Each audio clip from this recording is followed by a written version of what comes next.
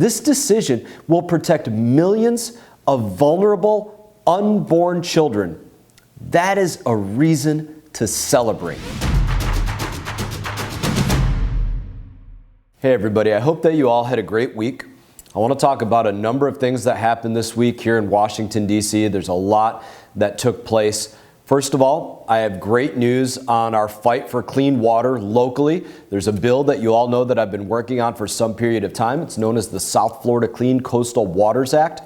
It's officially signed into law. The president signed it into law. This is a bipartisan initiative that will make a major impact in our community. It will require the first ever federal action plan to reduce harmful algal blooms in the greater Everglades region. This hasn't happened before, so why is that important? There is a task force that looks at the causes and solutions to toxic algal blooms, which are on Lake Okeechobee as we speak. This is a group that has been successful in the Great Lakes and the Mississippi River regions, but they've never looked specifically at our area of Florida. It's long overdue that they do so, and that's exactly what this bill will actually force them to do.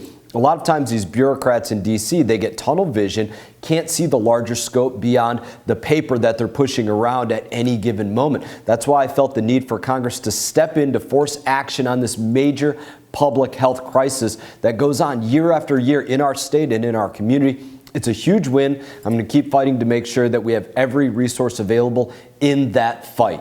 I also want to talk about the gun control legislation that was voted on here on Capitol Hill this week. I voted no.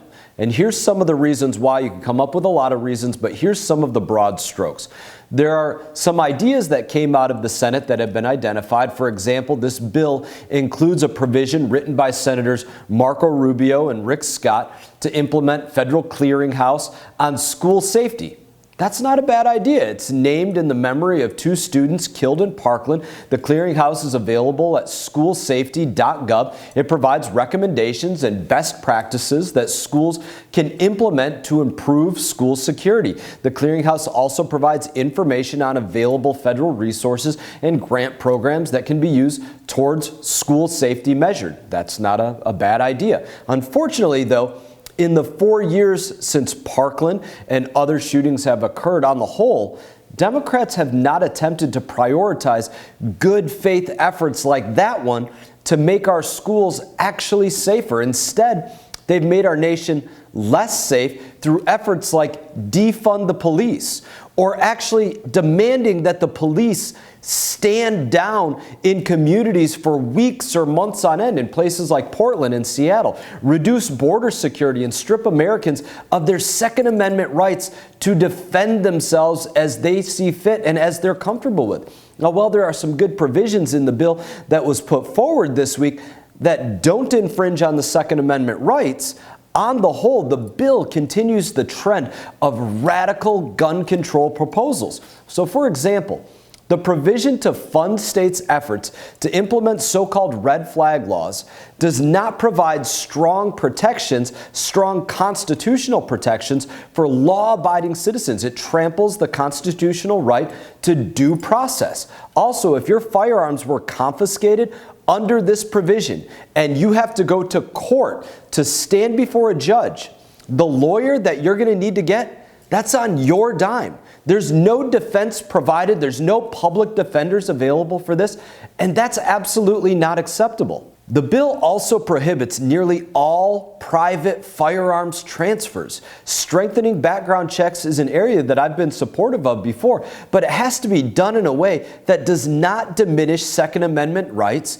does not create a gun registry, and does not limit our ability to go out there as law-abiding citizens and transfer firearms between family members. On top of that, earlier this week, the House passed a bipartisan bill, the Restoring Hope for Mental Health and Well-Being Act, that includes most of the mental health care provisions that are in the bill that Democrats put forward, but it does it without infringing on Second Amendment rights.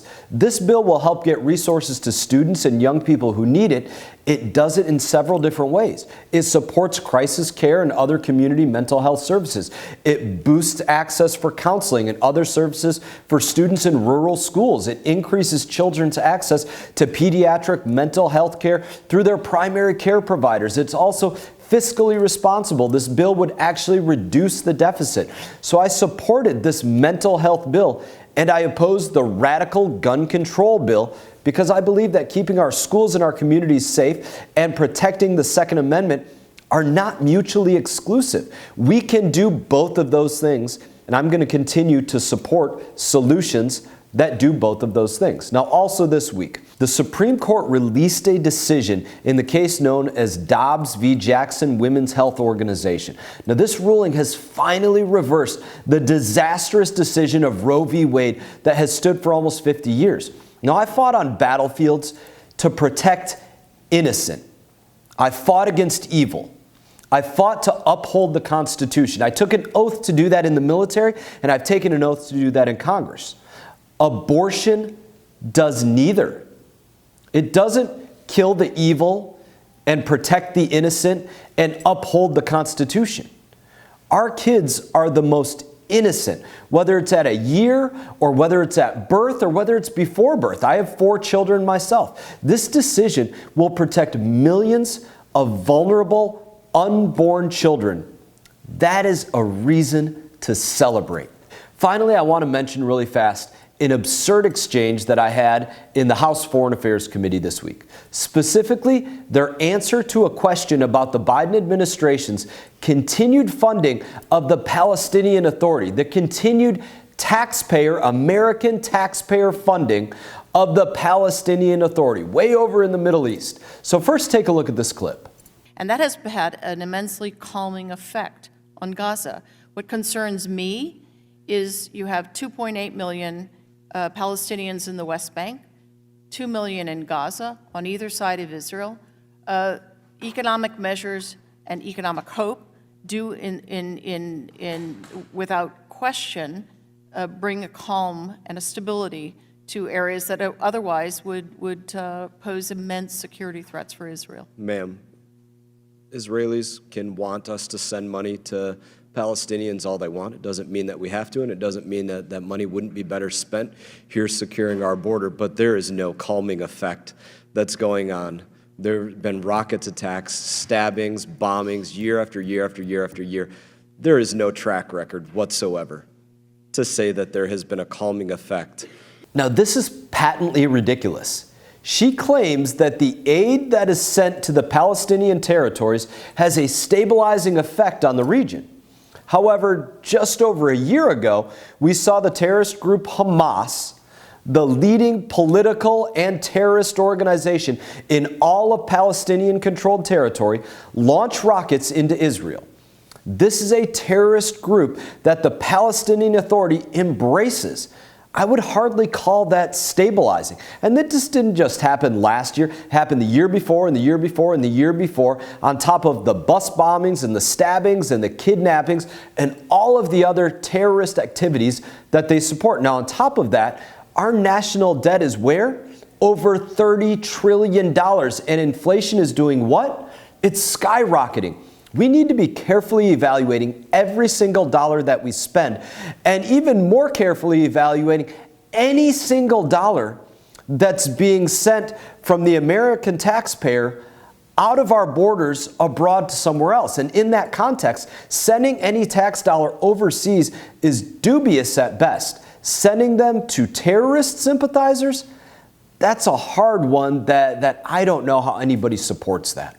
So in that, I hope that you all have a great weekend. As always, it is an honor to serve you. I look forward to seeing you all around home and seeing you in the upcoming 4th of July Independence Day weekend and week. And in that, I wish you all the best. You all take care.